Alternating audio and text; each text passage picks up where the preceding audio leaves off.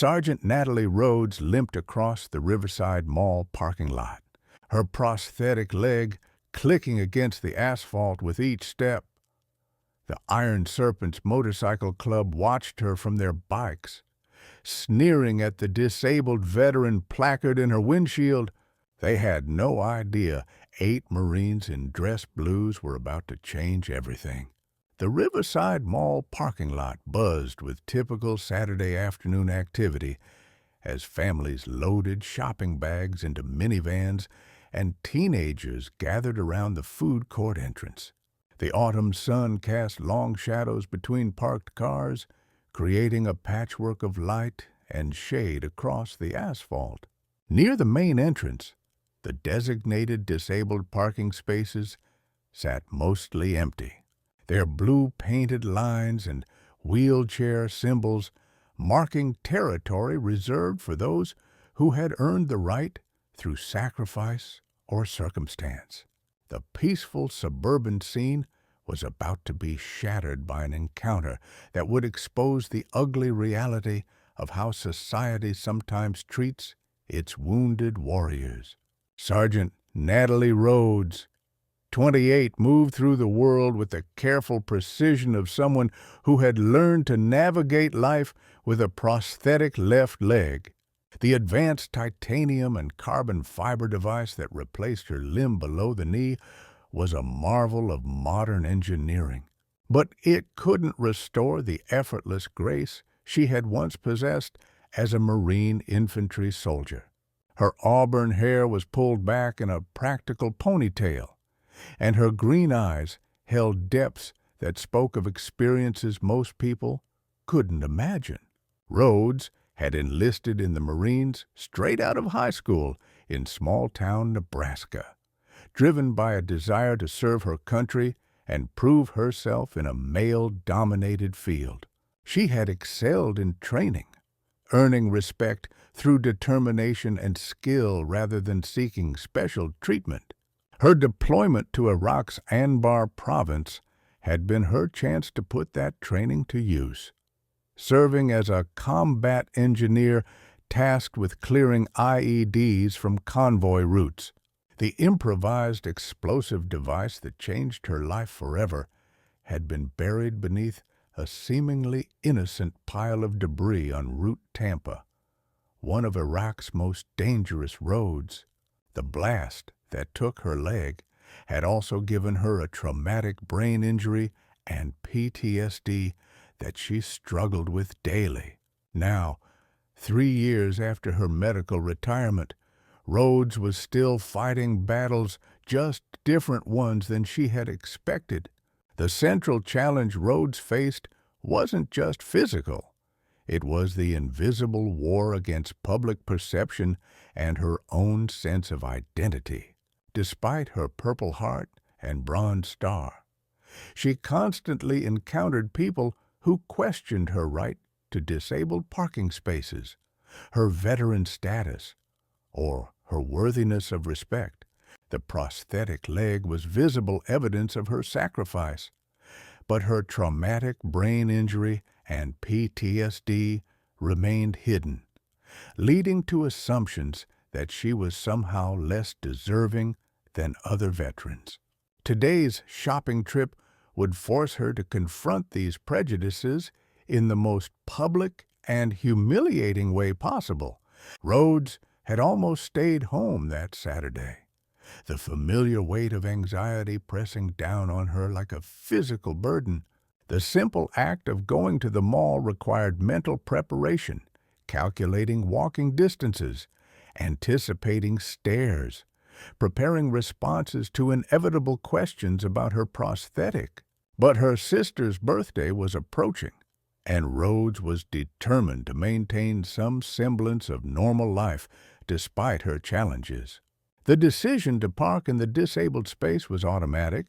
She had the proper placard, issued by the Department of Veterans Affairs, and her prosthetic leg qualified her for the accommodation. But as she stepped out of her Honda Civic, she noticed the group of motorcycles parked nearby, their riders lounging against their bikes with the casual arrogance of men who believed the world owed them deference. The Iron Serpents Motorcycle Club wasn't technically a criminal organization, but they cultivated an image of dangerous rebellion that attracted men who felt displaced by modern society. Their leader, Derek "Razor" Martinez, was a 42-year-old construction worker who had never served in the military but wore camouflage clothing and military-style patches to project an image of toughness. The sight of a young woman using a disabled parking space triggered his sense of entitlement and suspicion. Rhodes's plan was simple: complete her shopping quickly and efficiently, minimize interaction with strangers, and return home before her energy was completely depleted. Living with a prosthetic leg and traumatic brain injury meant carefully managing her physical and mental resources throughout each day. Extended periods of walking caused pain and fatigue, while crowded, noisy environments could trigger anxiety attacks that left her disoriented and vulnerable. She had developed coping strategies over the 3 years since her injury, wearing loose-fitting pants to conceal her prosthetic, choosing off-peak shopping times to avoid crowds, and always carrying documentation of her veteran status in case anyone questioned her right to accommodations. Her purse contained her VA identification card, her Purple Heart citation, and a letter from her prosthetist explaining her medical needs. The mall represented a controlled environment where she could practice navigating civilian social situations without the pressure of work or family obligations. These shopping trips were part of her ongoing rehabilitation, helping her rebuild confidence and independence after the trauma of her injury and medical retirement. Each successful outing was a small victory in her larger battle to reclaim her sense of self-worth and purpose. Rhodes's first challenge came immediately as she locked her car and began walking toward the mall entrance.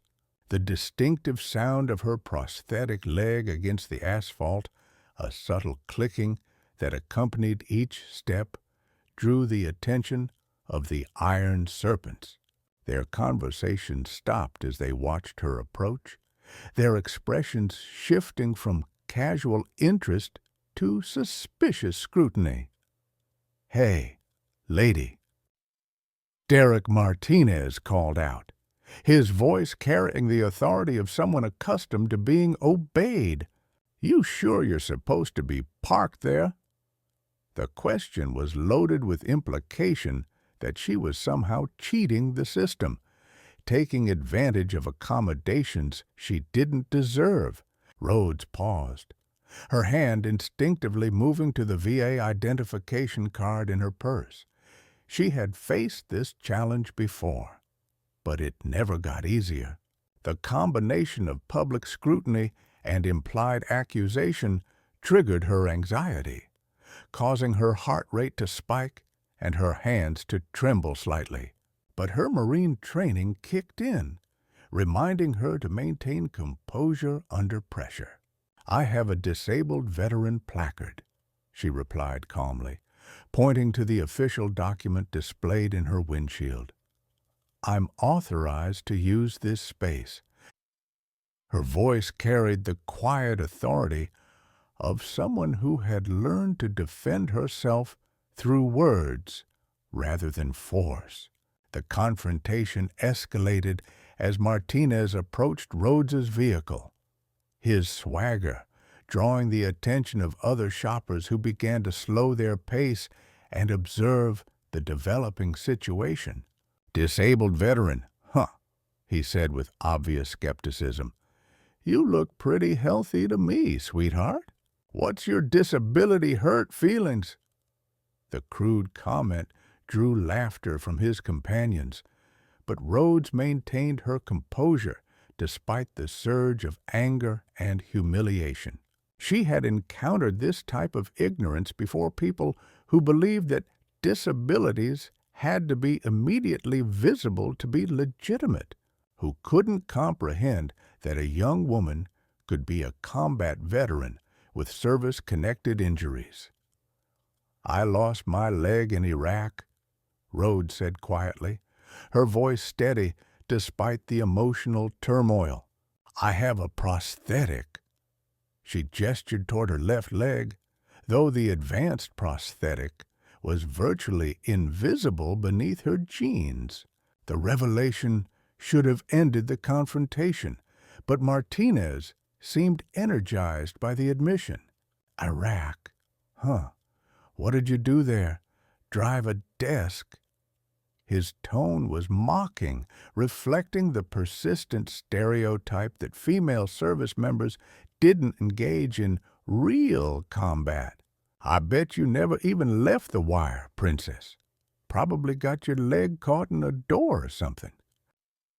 The confrontation was drawing increasingly more attention from other mall patrons, but their reactions were mixed and largely unhelpful. Some shoppers hurried past, clearly uncomfortable with the public conflict, but unwilling to intervene. Others slowed to watch, treating the harassment as entertainment rather than recognizing it as an assault on a disabled veteran's dignity. A few concerned citizens pulled out their phones, some to record the incident and others to potentially call for help.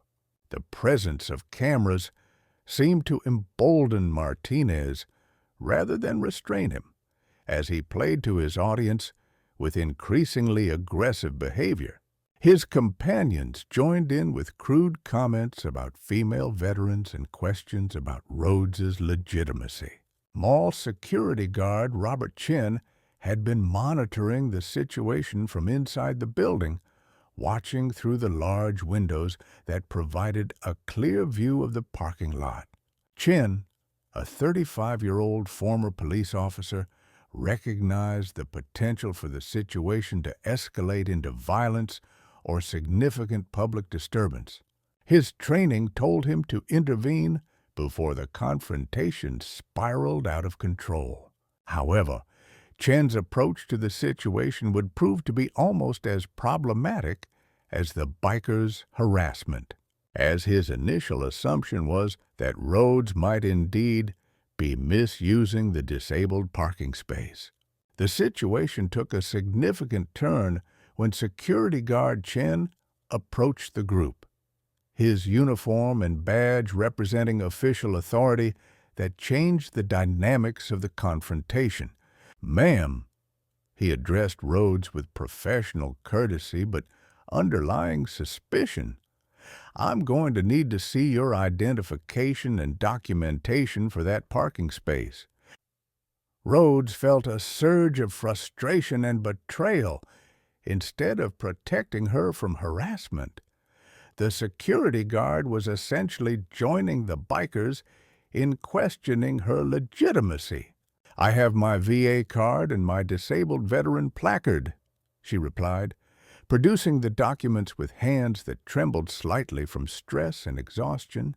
Chen examined the documents carefully, his scrutiny implying doubt about their authenticity. "These look legitimate," he admitted reluctantly, "but I'm going to need to verify them. Can you tell me what your specific disability is?" The question crossed professional boundaries and violated Rhodes's privacy, but she felt compelled to answer to avoid further escalation. "I have a prosthetic leg from an IED blast in Iraq, plus traumatic brain injury and PTSD," she explained, her voice growing quieter as she revealed intimate details of her trauma to strangers. The admission should have ended the questioning, but Chen's next response revealed his own biases and ignorance.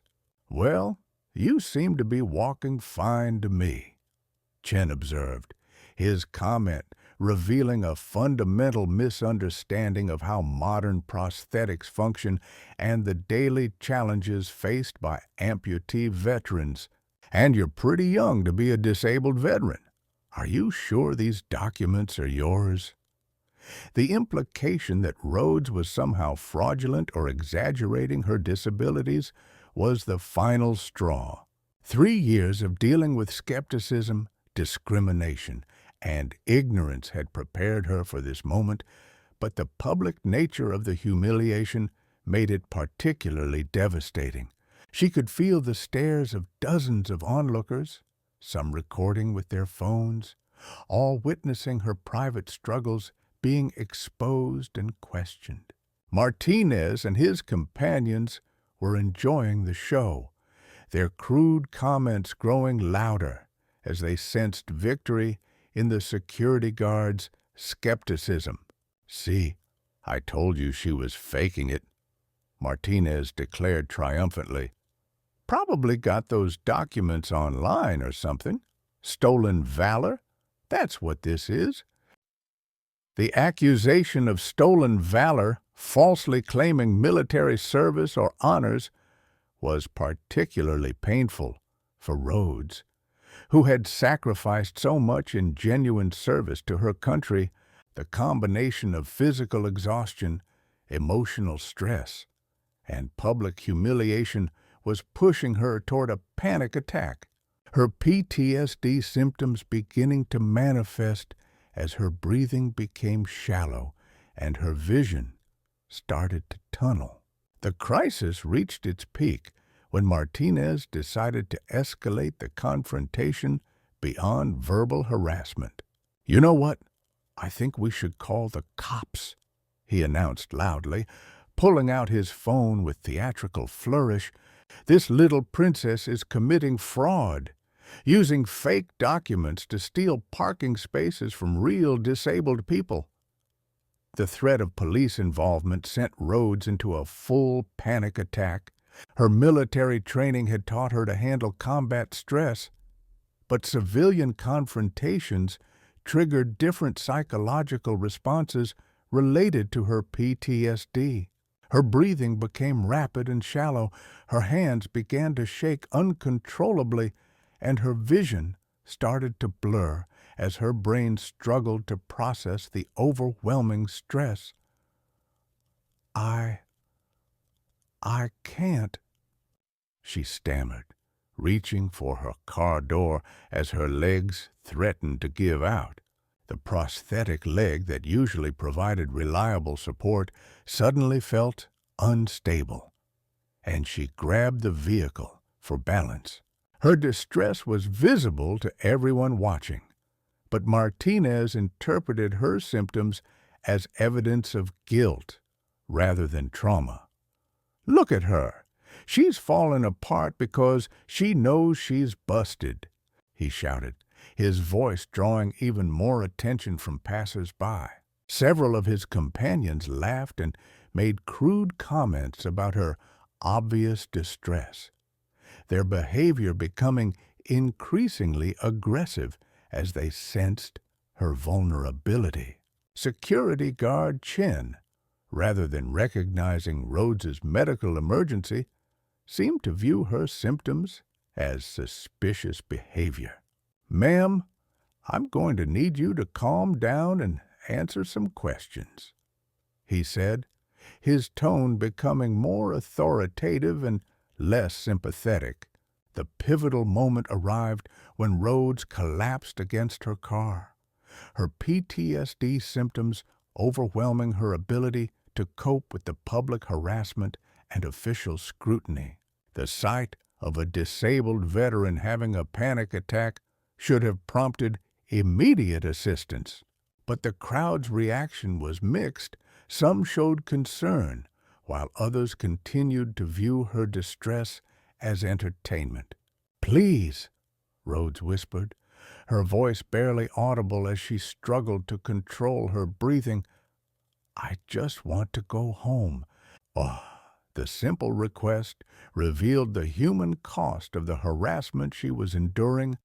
A decorated combat veteran reduced to begging for the right to exist in public without being questioned or humiliated. Martinez seemed to interpret her distress as weakness rather than the result of his harassment. "This is what happens when people try to cheat the system," he declared to his audience. "She knows she's been caught, and now she's trying to play the victim card."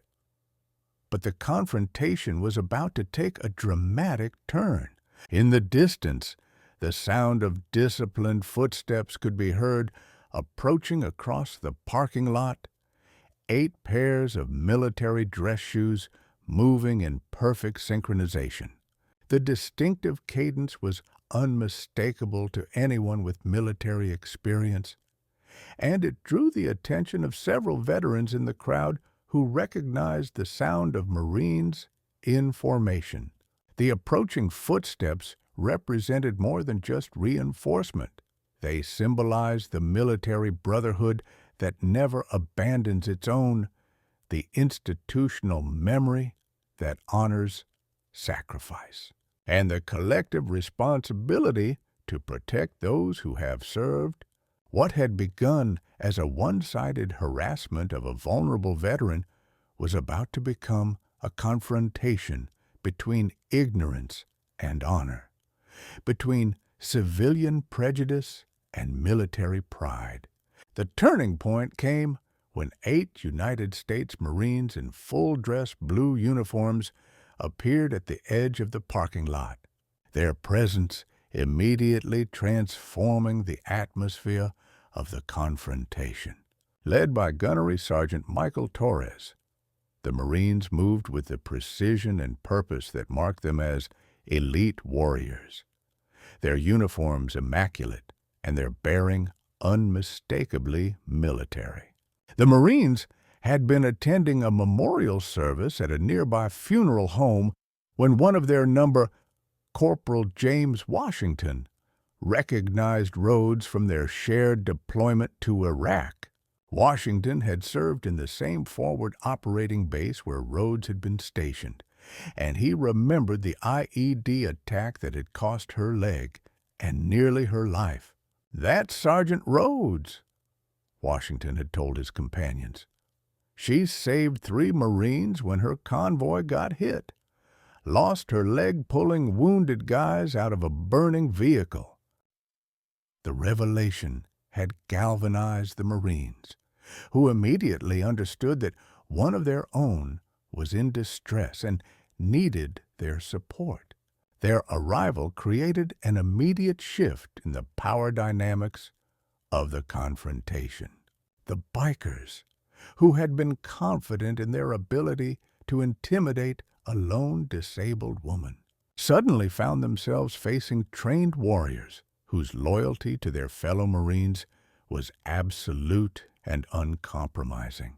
Gunnery Sergeant Torres approached the scene with the calm authority of a leader who had commanded Marines in combat and understood the importance of protecting his own. At 34, Torres was a career Marine with multiple deployments and a reputation for fierce loyalty to his subordinates. His presence alone was enough to quiet the crude comments from the bikers and cause security guard Chen to reconsider his approach to the situation. "Sergeant Rhodes," Torres said formally, his voice carrying across the parking lot with unmistakable respect and recognition. "Gunnery Sergeant Torres, 3rd Battalion, 5th Marines. We're here to render assistance." The formal military greeting served multiple purposes. It established Rhodes's legitimate military credentials, demonstrated the respect she commanded from her peers, and made clear that she was not alone. The other 7 Marines formed a loose perimeter around Rhodes, their positioning both protective and respectful.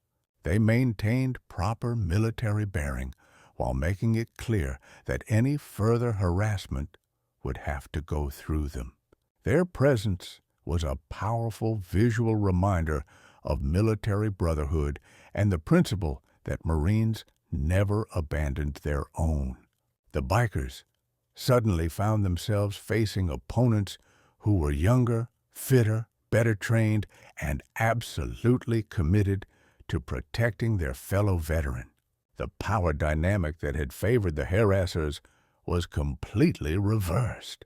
Despite the Marines' arrival, Rhodes struggled with a moment of profound self-doubt that her PTSD and the public humiliation had triggered. The harassment had awakened old feelings of inadequacy and questions about her worthiness that had plagued her since her injury. "Maybe they're right," she whispered to Torres. "Maybe I don't deserve these accommodations. Maybe I'm not really disabled enough." The comment revealed the psychological damage that harassment of disabled veterans could inflict. Even a decorated combat veteran could be made to question her own legitimacy and worth. Torres recognized the symptoms immediately, having seen other wounded warriors struggle with similar self-doubt after traumatic injuries. "Sergeant," Torres said firmly but gently, "you earned every accommodation you received through your service and sacrifice. Don't let anyone make you forget that."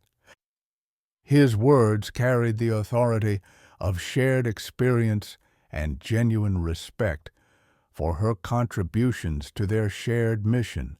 The confrontation reached its climax as Torres addressed the crowd that had gathered to watch the spectacle.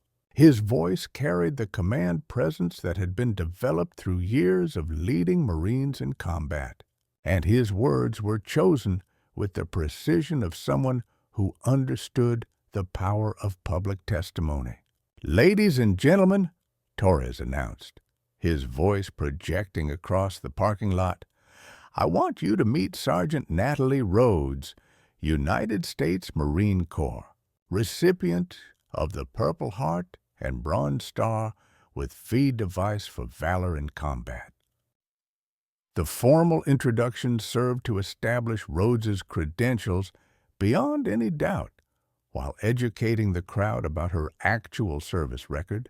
The bikers, who had been confident in their harassment of what they perceived as a fraudulent veteran, suddenly found themselves facing the reality of Rhodes's legitimate and distinguished service. Martinez's earlier claims about her never leaving the wire or engaging in real combat were about to be systematically demolished by someone who had been there. Martinez attempted to maintain his position despite the overwhelming evidence of his error. "So what if she was in the military?" he challenged, his voice betraying uncertainty, but his pride preventing him from backing down. "That doesn't give her the right to take parking spaces from people who really need them." Torres's response was swift and devastating.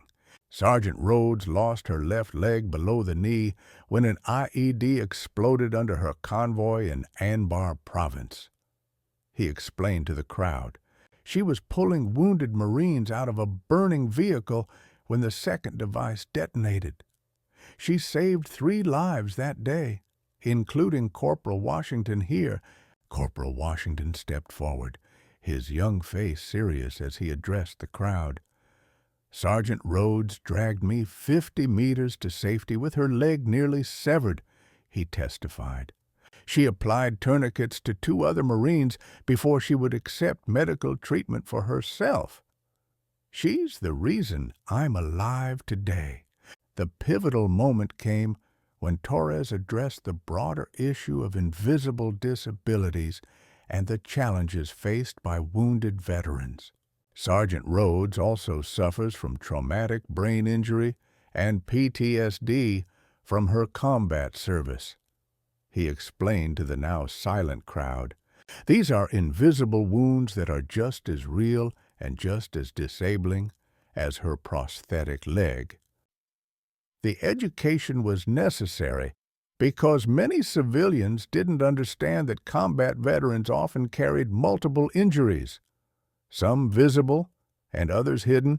Rhodes's panic attack had been a direct result of her PTSD being triggered by the public harassment. But without understanding the condition, observers might have misinterpreted her symptoms. Security guard Chen, who had been questioning Rhodes's legitimacy just minutes earlier, now found himself facing the uncomfortable reality of his own prejudice and ignorance. The Marine's testimony had revealed not just Rhodes's service record, but also the systemic problem of how disabled veterans were treated by a society that didn't understand their sacrifices.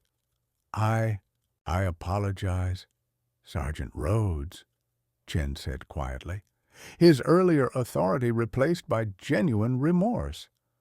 I should have protected you from this harassment instead of adding to it.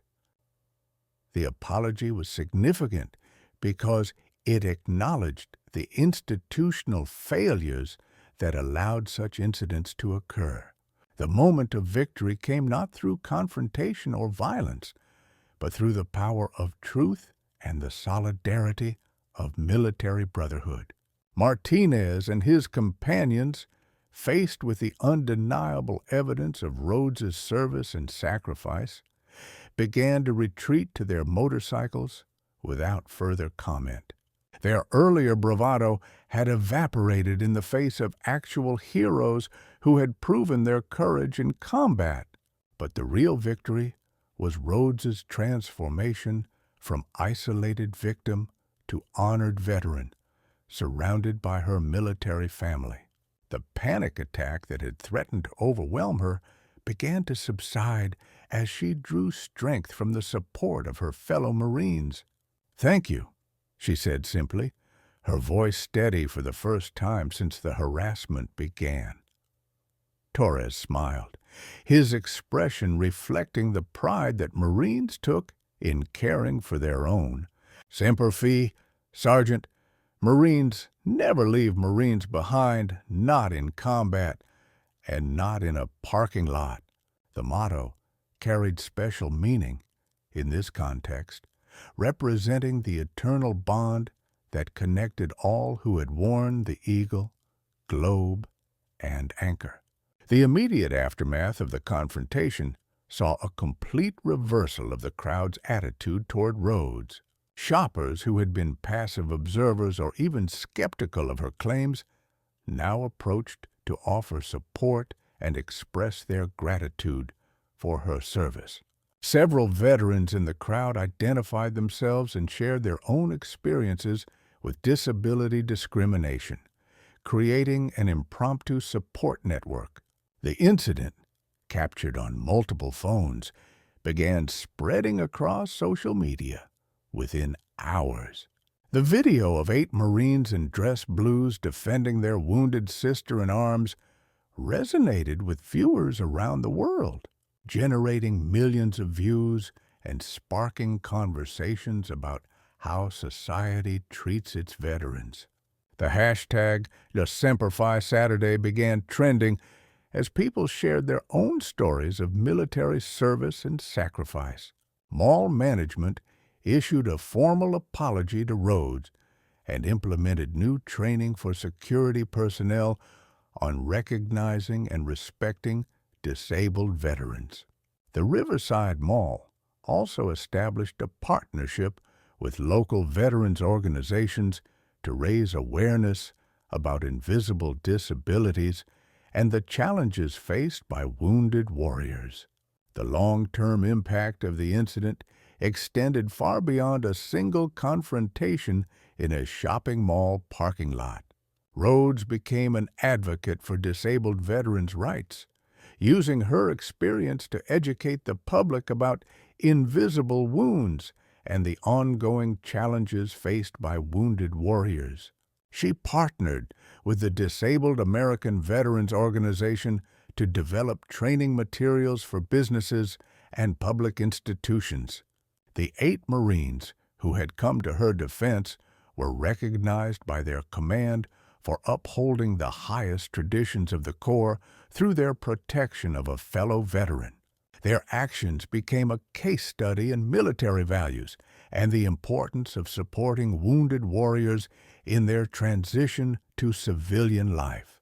The incident also prompted legislative action, with several states strengthening penalties for harassment of disabled veterans and improving training for law enforcement and security personnel. The Rhodes Act became a model for protecting veterans from discrimination based on invisible disabilities. 6 months later, Rhodes returned to the same mall, walking confidently across the parking lot without fear or anxiety. The prosthetic leg that had once been a source of self-consciousness was now a badge of honor, representing not just her sacrifice, but her resilience and strength. As she approached the entrance, she noticed a young veteran with obvious PTSD symptoms being harassed by a group of teenagers. Without hesitation, Rhodes intervened, her voice carrying the same authority that Torres had demonstrated months earlier. "Excuse me," she said firmly, "but this Marine served his country with honor. He deserves your respect, not your ridicule." The teenagers, recognizing both her authority and her prosthetic leg, immediately backed down. The cycle of protection and support continued as one wounded warrior stood up for another, proving that the bonds forged in military service extend far beyond active duty and into the civilian world, where veterans continue to serve their communities and protect each other.